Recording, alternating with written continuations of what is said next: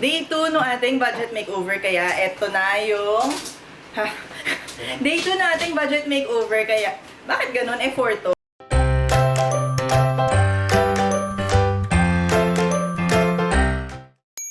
Hi, this is Elle and welcome to another video. Ang video natin ngayon is how to update mga laminate furniture tulad itong cabinet na to. Eh, yung shelf lang. Andito kasi ako ngayon sa budget makeover natin na ipapalabas natin next week. Pero unahin muna natin tong DIY furniture na to dahil, di ba lahat sa atin familiar yung mga ganitong mga laminate na furniture. Pero hindi na bagay ito sa look no gagawin natin ngayon dito dahil kailangan ko mas bright, mas maliwalas. Eh, sobrang dark nito. So, paano natin siya babaguhin? But before we start, please do subscribe to my channel for more home makeovers, design tips, design advice, and you may also follow me on Instagram. So, alika, start na tayo. Ito yung cabinet na paint natin today, na DIY natin.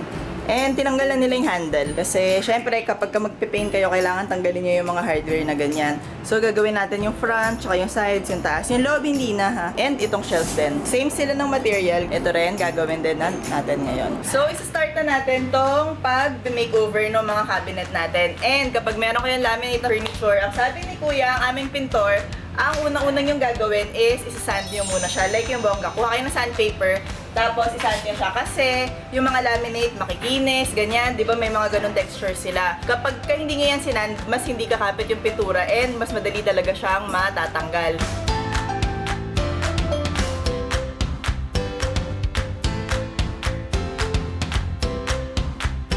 So, ang gagamitin niya pa ng sandpaper dito, ang sabi nila is kahit mga ano lang, 200-240 grit kasi kapag sobrang gaspang, sobra naman siyang magagasgas. So, dapat lang i-roughen nyo lang yung surface niya.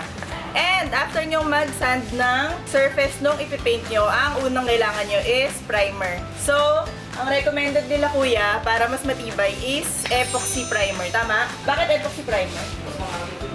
Ayun, mas makapit daw ang epoxy primer. So, yun yung unang yung i-cover sa kanya. Ayun, mag-paint na tayo. So, ito na, si Kuya Saldi na yung pinag-primer natin. Huwag na tayo magpanggap kasi meron naman akong kasamang magagawa. So, ano mapapayo mo kapag mag-primer sila? Pag nagpo-primer sila, ayun sila nila yung roller. Okay. Dapat isang direction lang. Isang direction lang. Okay. Tapos, kailangan yung makinis na roller. Kasi makinis na ito, hindi naman to bagong ano eh. Hindi naman So, bagong anong tawag sa ganyang roller? Yan yung pinili ko. roller foam. Foam roller. Wag yung cotton. Oo, Kasi, kasi magaspang yun. Oo, mahimulmul din yun, pang wall lang yun. Pero pag gagawa kayo sa cabinet, dapat yung foam, yung makinis, yung walang mga himulmul-himulmul, ganyan. Tapos isang direction lang daw. At saka, wag masyado makapal. Mahirapan matuyo, dapat ano lang, ganyan lang, manipis lang, tignan nyo. Tapos maya, pili ng patungan ulit. Oo, so yun, manipis para mas madali rin matuyo. Dito sa shelf naman, ang plano natin, i-paint din natin siya nung same color nung cabinet, which is actually kung ano yung kulay nung wall namin. Ayan, para nagbe-blend lang siya. Pero dahil meron pa tayong sticker from dun sa kitchen natin, yung mga shelves natin, lalagyan natin ng marble finish na sticker para medyo mas high-end naman yung itsura niya. Tapos na siya sa primer and ito na yung first coat nung totoong color natin. So, ang pwede nyo daw gamitin para sa mga ganito, kung gumamit ka ng epoxy primer is lacquer or pwede rin enamel. Pareho tong mabaho. So, ideally, outdoor nyo gawin, pero dahil wala tayong outdoor, dito kami sa may bintana. Ano yung kinaganda ng lacquer, tapos anong difference niya sa enamel, kuya? Mabilis matuyo ang lacquer. Ang lacquer yon, mas madali talaga siyang matuyo. Pag enamel, sa buong araw, bago siya matutuyo. So, kung gusto nyo na mas mabilis, lacquer. Pero, iba rin yung thinner ng lacquer ha. Lacquer thinner yon. Pag enamel is paint thinner. Ang pinili ko finish, actually ako enamel yung binili ko. Dahil lang, ang gusto kong finish satin, eh wala akong makitang lacquer na... Ano nga ba? Kung gusto mo ng lacquer pero hindi makintab. O hindi yung ano, haluan mo lang ng... Dead blood. Dead blood, Ayan, madaming technique si Kuya. Pwedeng lacquer yung piliin nyo. Tapos kung ayaw nyo na sobrang kintab, dagdagan nyo daw, haluan nyo ng dead flat yung pintura nyo. Pero, check nyo muna ha, mag-experiment kayo. Baka naman sobrang matte or ano, tignan nyo na lang muna. Ano pang mabibilin mo, Kuya? Hinala. Hinulad daw. Ayan. Ilan coating to normally? Magdalawa lang.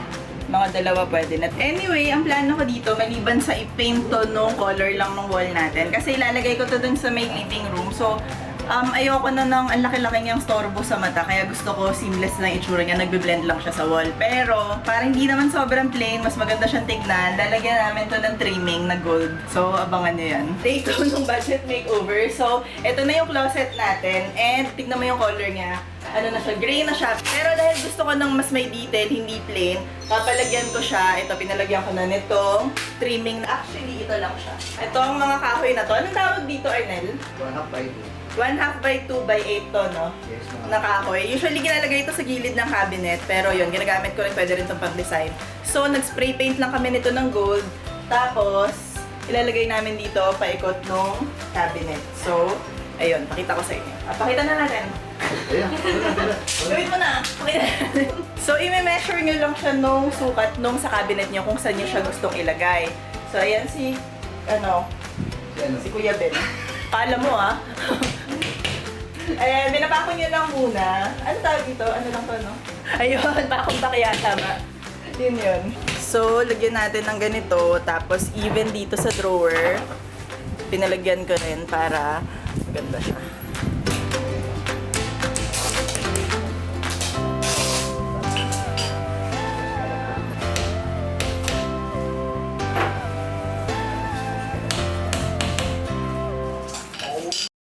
Finally, tapos na natin itong ating, well, technically, hindi naman siya DIY kasi hindi naman ako yung nagpintura, pero kaya naman talaga natin siya gawin, kaya nyo rin siyang gawin kahit na wala kayong tao. So, lalagay pa rin natin siya under DIY section. Ito na siya. Ayan, nasa likod ko. Kita-kita nyo naman.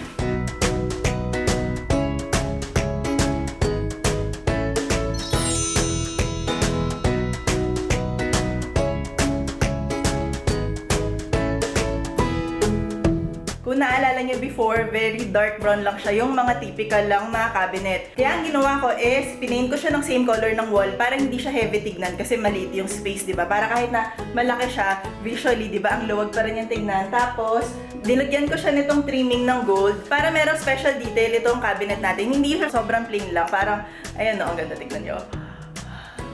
Mas bumagay siya dito sa look nung gusto kong ma-achieve dito sa space na to. Ito pa yung isa nating pinaint na same din, pinareho ko lang sa color ng wall. Tapos itong shelf, instead na paint, ang nilagay ko is yung sticker na parang marble finish. Kaya yun yung nilagay ko kasi syempre kapag nagpipaint kayo sa laminate, hindi nyo naman maiwasan na mas madali siyang mag-chip eventually dahil hindi naman siya meant to be para i-paintan. So, para maiwasan yung pag-chipping, dito sa mga part na mas madaling pwedeng magasgas dahil syempre papatungan mo yan, mga ganyan, nilagyan ko na lang nitong sticker para mas sure na mas magtatagal tong shelf natin.